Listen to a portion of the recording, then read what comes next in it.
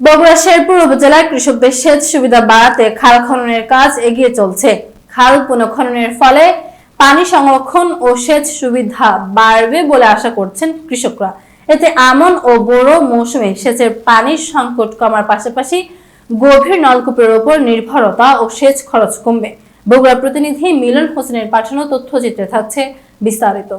গত কয়েক মাস ধরে উপজেলার বিভিন্ন এলাকায় খনন কাজ চলছে। সংশ্লিষ্টরা জানান, আগে এইসব এলাকায় পানি সরবরাহ ব্যবস্থা দুর্বল থাকায় কৃষকদের সেচে বাড়তি খরচ করতে হতো। খাল খননের পর বর্ষার পানি সংরক্ষণ করে কৃষি জমিতে ব্যবহার করা সম্ভব হবে। সংশ্লিষ্ট উপজেলা প্রকৌশলী কার্যালয় সূত্রে জানা গেছে, প্রকল্পের আওতায় মোট 2.5 কিলোমিটার খাল খননের কাজ চলছে। এর মধ্যে কাজের প্রায় 40% শেষ হয়েছে।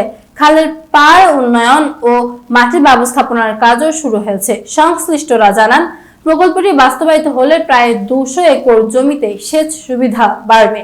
খাল থেকে পানি ব্যবহারের সুযোগ তৈরি হলে টিউবওয়েলের মাধ্যমে সেচের অতিরিক্ত খরচ কমবে। কৃষকদের আশা, সরকারি সহায়তায় খাল পুনঃখনন প্রকল্পটি দ্রুত শেষ হলে কৃষি উৎপাদন বাড়বে এবং তারা আর্থিকভাবে লাভবান হবেন বলে আশা করছেন। এ বিষয়ে বগুড়া শেরপুর উপজেলা প্রকৌশলী আব্দুল মজিদ জানান,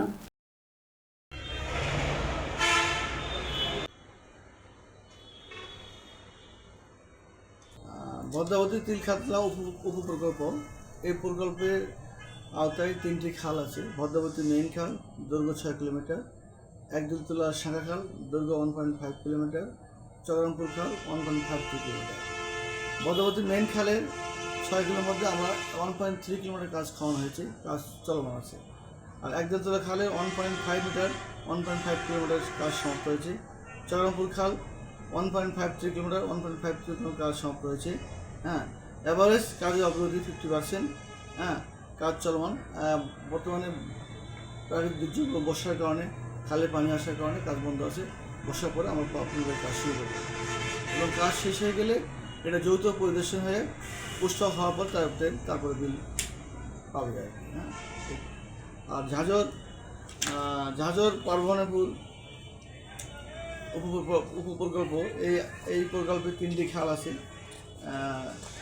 ঝাঁঝর পার্বণ খাল মেন খাল, এই খালের দৈর্ঘ্য হচ্ছে 5.745 কিলোমিটার, সম্পূর্ণ খনন করা হয়েছে এবং এটি 2টি ব্রাঞ্চ খাল আছে। একটা হচ্ছে কৈগারি খাল 1.45 কিলোমিটার, সম্পূর্ণ খনন করা হয়েছে এবং দুধকুমার বিল শাখা খাল দৈর্ঘ্য 19 মিটার, এটা 1.2 কিলোমিটার খনন করা হয়েছে। বর্তমানে পানি আসায় সাইডে পানি আসছে এবং জমি সমস্যার কারণে কাজ বন্ধ আছে, কাজটি চলমান এবং বর্ষার পরে আমরা কাজ শেষ করবো আসি এবং কাজ শেষ হওয়ার পরে এটা যৌথ পরিদর্শন হবে। যৌথ পরিদর্শন করে পোস্টার সার্ভে হবে। পোস্টার সার্ভে ভিত্তিতে তার দেন তারপর পেমেন্ট হবে।